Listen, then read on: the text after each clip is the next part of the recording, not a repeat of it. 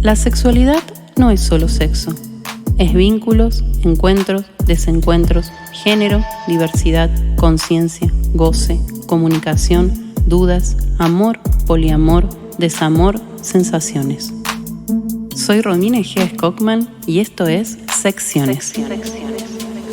Un podcast de Radio Bicicleta para el desarrollo de todas las formas de vinculación, buscando una sexualidad libre, informada, sin tabúes, juicios, normas ni manuales.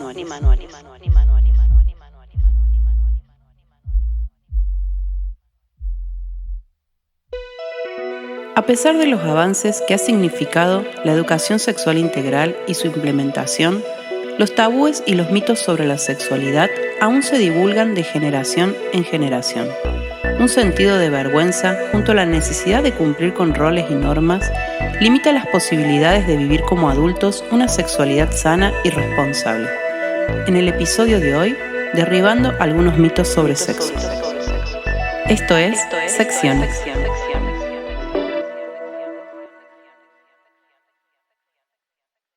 Mito 1. Sin penetración no hay sexo.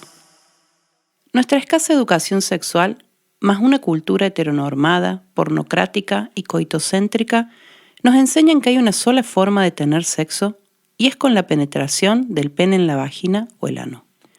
Todo lo demás tiene 1000 nombres y denominaciones, pero no se consideran que se completó el acto sexual sin eso. Y esto nos ha provocado mucho displacer en torno a nuestra sexualidad. Hay tantas formas de sexualidad como personas y lo que nos erotiza y excita es distinto en cada uno.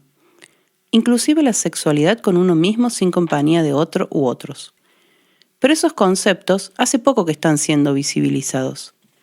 Inclusive en los casos de abuso, antes se consideraban que no había sido tal si no había habido penetración. La presión que sentimos tanto mujeres como hombres porque todos los encuentros sexuales acaben en penetración y orgasmo es brutal, y esto debe cambiar. El objetivo de la sexualidad debería ser hacer lo que nos apetezca en el momento que nos apetezca, sin normas ni objetivos a cumplir. Mito 2. El tamaño del pene importa. Al darle importancia al tamaño del pene, nos estamos centrando prácticamente solo en la penetración como práctica sexual. Pero existen muchas otras prácticas que no implican el pene y que son muy placenteras. De hecho, en el caso de las personas con vulva, la mayor parte del placer y los orgasmos proviene de la estimulación del clítoris y no tanto de la penetración vaginal. Únicamente un 20% de las personas con vagina suelen tener orgasmos solo con la penetración vaginal.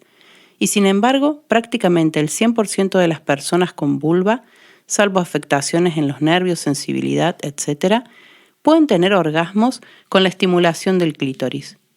Por tanto, en este sentido, el tamaño del pene es irrelevante para el placer o la consecución del orgasmo. Además de que cuando hablamos de placer, podemos estar hablando de muchas cosas que no tienen por qué implicar un orgasmo.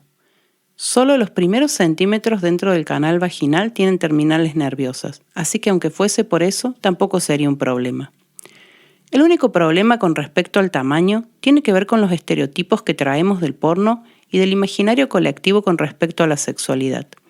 El placer no puede medirse con tamaños o formas. A todos nos atraviesan distintas formas de deseo sexual y tratar de que todo tenga una medida y una forma le quita todo el placer. Mito 3. Las personas con pene siempre tienen ganas de sexo. Aunque parezca un mito absurdo, todavía hay muchas personas que lo siguen sosteniendo. Y este mito no solo es ridículo, sino que es también peligroso. Este mito ha exonerado a personas con pene de abusos y ha sido el justificativo de rotura de acuerdos e infidelidades. Pretender que las personas somos todas iguales y clasificables en grupos es algo que viene ya en el estereotipo de género y que es absolutamente irreal. El deseo sexual es la suma de varias cosas, entre ellas el contexto, la predisposición y la persona. Es imposible medir eso en una estadística o tenerla en cuenta como una verdad generalizada. Hay personas con pene que necesitan una frecuencia sexual y algunas otra, y esas ganas o deseo no es algo que puedan controlar o manejar. asociar el deseo a una estadística de género le quita el poder que tiene de permitirnos disfrutar, jugar, generando frustración e inseguridad.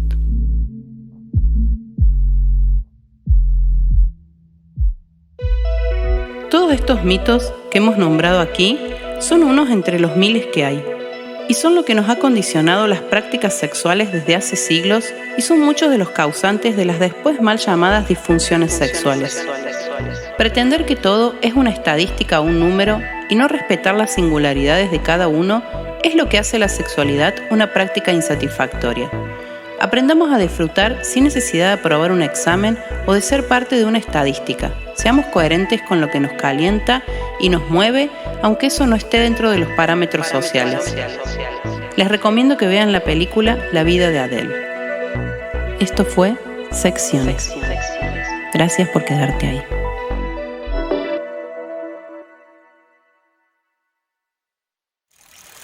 Este podcast que acabas de escuchar es un contenido original y exclusivo de Radio Bicicleta.